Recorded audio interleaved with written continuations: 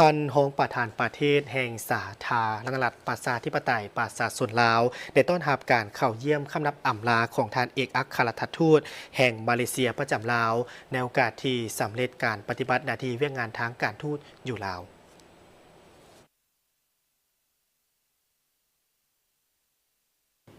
ท่านนางเวียงทองศรีพันดอนรองประธานประเทศได้แสดงความสมเสยต่อท่านอีดีวานบินมามุดเอกอัครราชทูตแห่งประเทศมาเลเซียที่ได้สำเร็จการปฏิบัติหน้าที่การทูตอยู่สาธารณรัฐประชาธิปไตยประชาชนลาวอย่างจบงามซึ่งตลอดระยะเวลาที่ผ่านมาท่านทูตได้เคลื่อนไหวอย่างห่าวหันอันได้ประกอบส่วนสำคัญเข้าในการเพิ่มพูนคูณสร้างสายผูกพันมิตรภาพลาวมาเลเซีย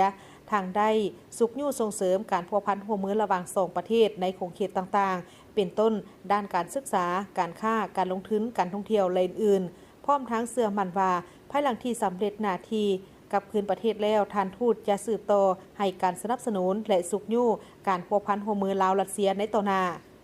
ท่านอีดีวานบินมามุดยังได้แสดงความขอบใจเป็นอย่างสูงต่อท่านรองประธานประเทศที่ได้ให้การต้อนรับในครั้งนี้และตีราคาสูงต่อกับการพัวพันหัวมือระหว่าง2ประเทศมาเลเซียลาวในระยะที่ผ่านมาก็คือปัจจุบันแสดงความขอบใจต่อพรรครัฐบาลสาธารณรัฐประชาธิปไตยประชาชนลาวที่ย่ำใดก็ให้การสนับสนุนช่วยเหลือตลอดมา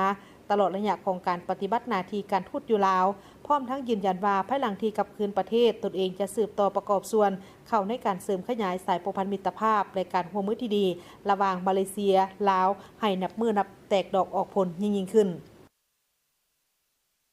และในก่อนหน้านี้ท่าน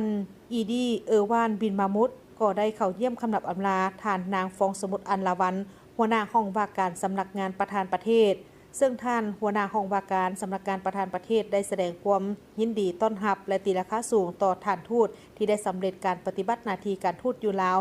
จนสำเร็จผลตลอดการปฏิบัติหน้าที่เวกงานการทูตอยู่ลาวที่ท่านได้ประกอบส่วนอันสำคัญเข้าในการเสริมขยายสายพัวพันการหัวมือระหว่างสองประเทศที่มีอยู่แล้วนั่นให้นับมือนับขยายตัวยิ่งขึ้น